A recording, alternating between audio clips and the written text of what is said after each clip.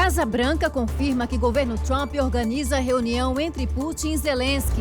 Na Flórida, começou a avaliação sobre o tratamento dos detidos no centro de detenção Alligator Alcatraz. Embaixada americana no Brasil replica postagem do governo Trump com duras críticas a Alexandre de Moraes. Essas e outras notícias agora no Brasil News.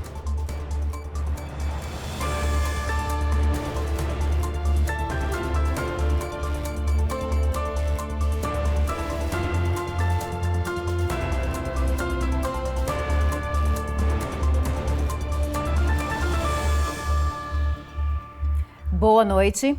A Casa Branca confirmou nesta terça-feira que uma reunião entre o presidente russo Vladimir Putin e o presidente ucraniano Volodymyr Zelensky deve acontecer em breve.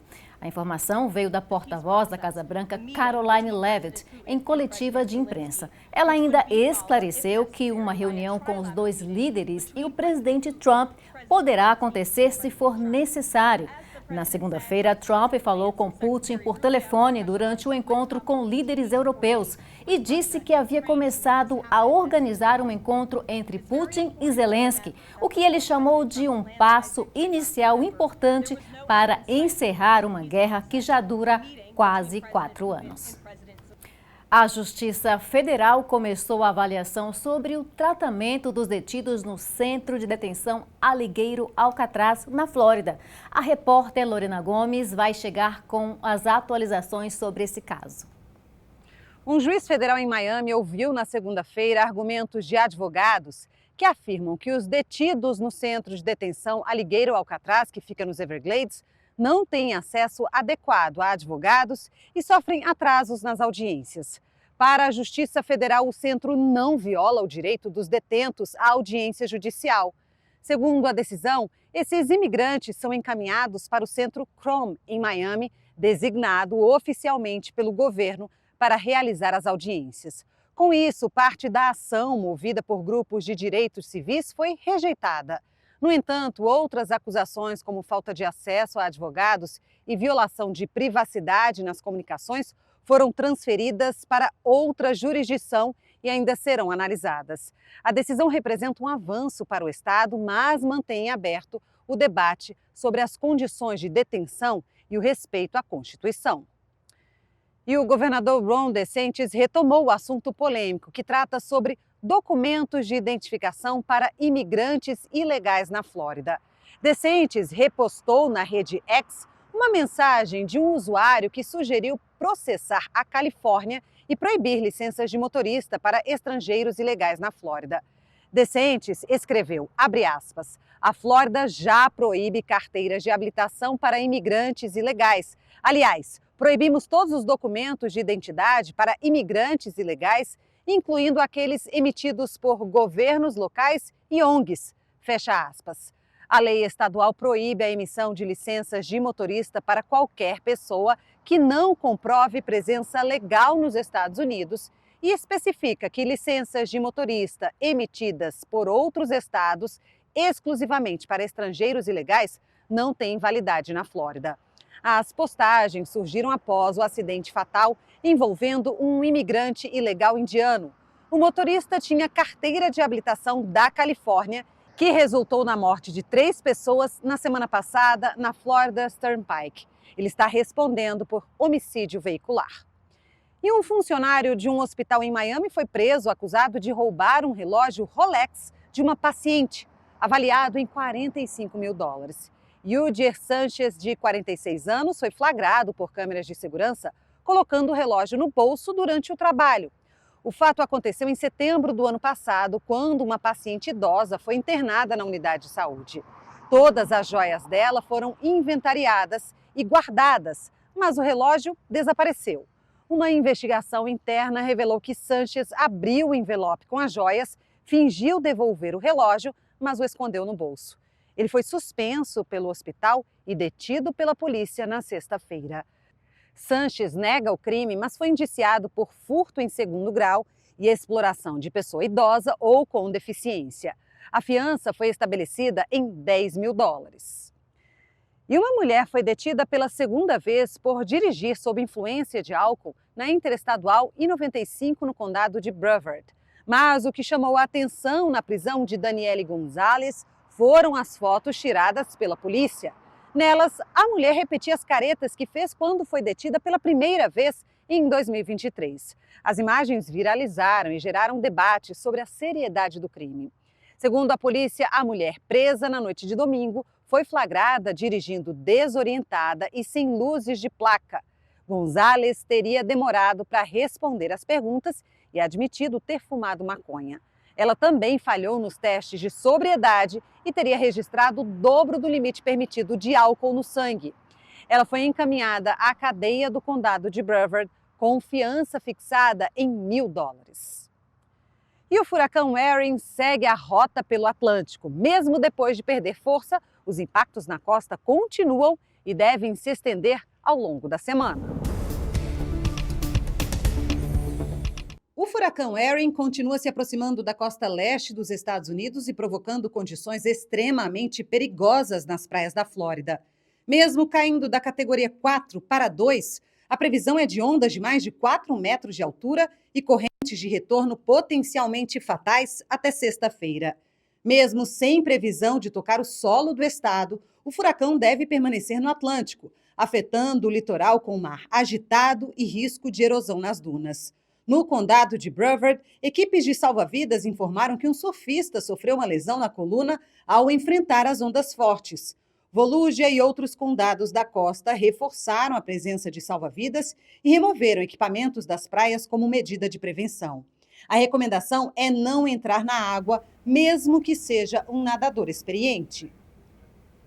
E agora você vai conferir imagens do olho do furacão Erin. Essas imagens que você vai conferir a partir de agora foram feitas de uma das aeronaves da Força Aérea Americana, entrando no olho do furacão Erin.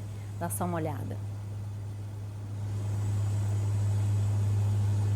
O outro vídeo que você vê agora também foi feito de dentro do olho do furacão pela equipe da Administração Oceânica e Atmosférica NOAA.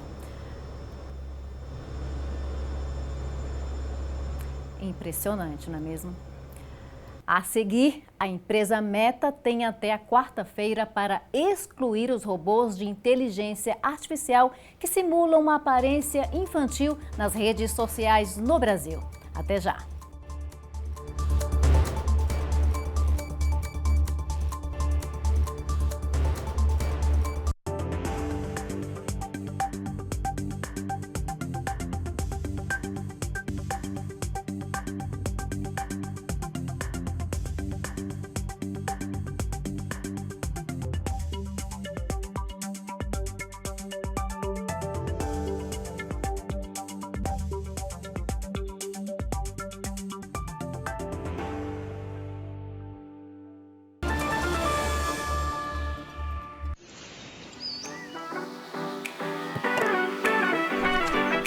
O açaí Triunfo é sua fonte de energia natural e saborosa.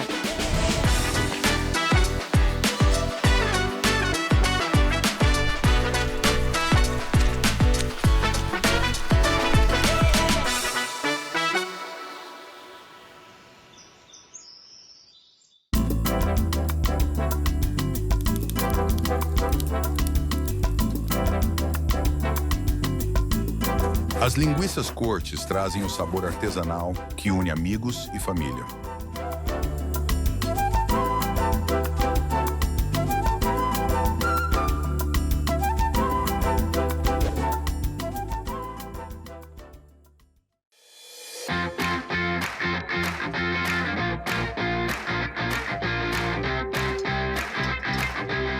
Mimoso traz para sua mesa o autêntico sabor de Minas Gerais.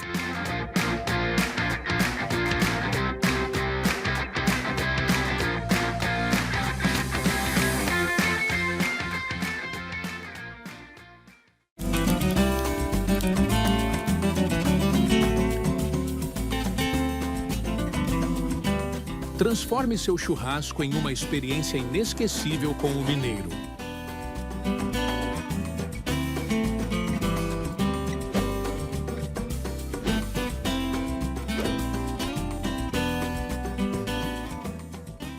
Fala, meu povo! Estamos começando mais um episódio do Salto Alto Podcast, com essa série na América.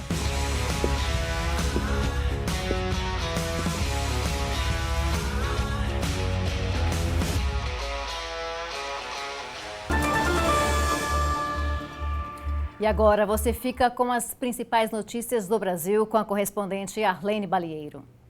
E a Embaixada Americana no Brasil replicou uma postagem do governo americano sobre o ministro do Supremo Tribunal Federal, STF, Alexandre de Moraes.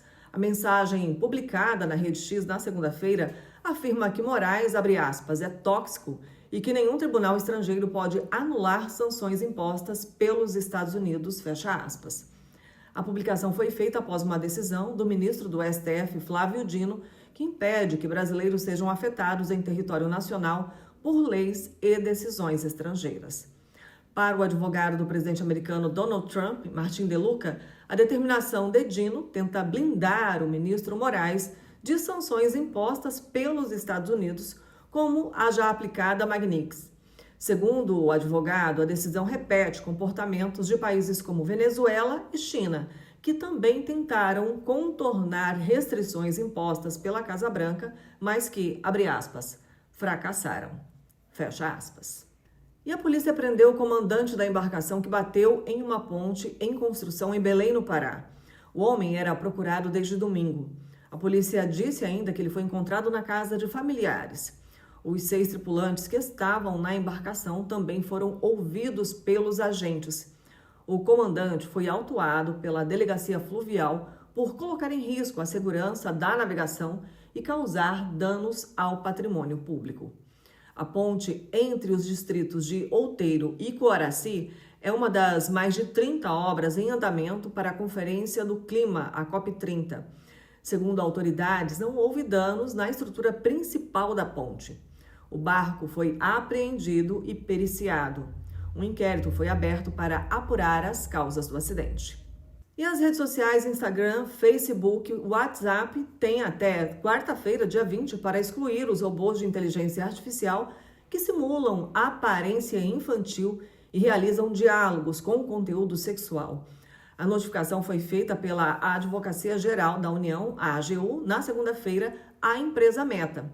Segundo a AGU, a ferramenta promove erotização infantil e não possui filtro para usuários entre 13 e 18 anos, já que 13 é a idade mínima para ter acesso às plataformas.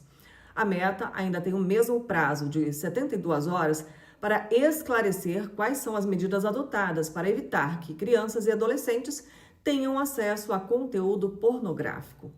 Nas últimas semanas, o tema da erotização infantil voltou a ser debatido após o youtuber Felipe Bressani, o Felca, denunciar perfis que usam crianças e adolescentes para promover adultização infantil.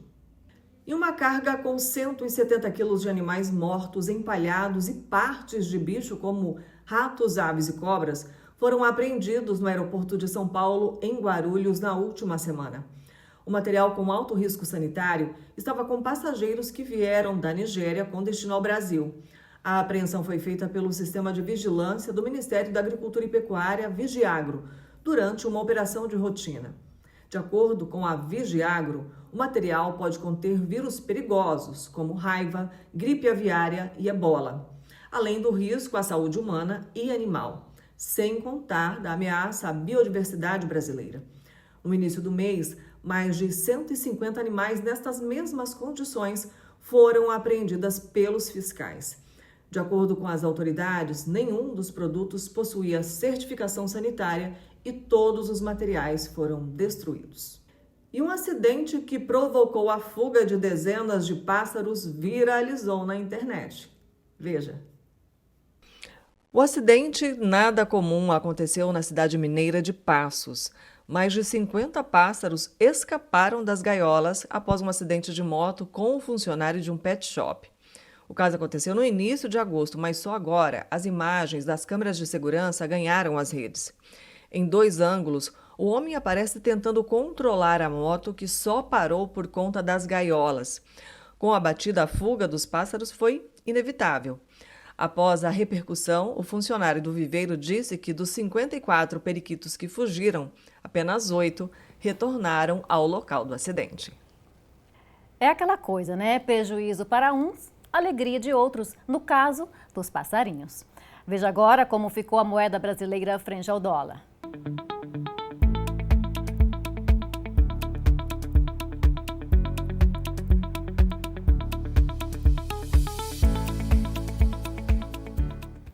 Na China, vários países competiram nos Jogos Mundiais de Robôs Humanoides. É isso mesmo que você ouviu. Quase 300 equipes de 16 países competiram para exibir os avanços em inteligência artificial e robótica. Entre outras modalidades, os robôs lutam boxe, jogam futebol e participam de provas de atletismo. As equipes são de países como Estados Unidos, Alemanha e Brasil. 192 delas representaram universidade e 88 empresas privadas. As Olimpíadas do futuro, podemos dizer assim, aconteceu em Pequim no fim de semana. E esta edição do Brasil News termina aqui, mas você pode rever todas as notícias no nosso canal no YouTube. Obrigada pela companhia. Uma boa noite.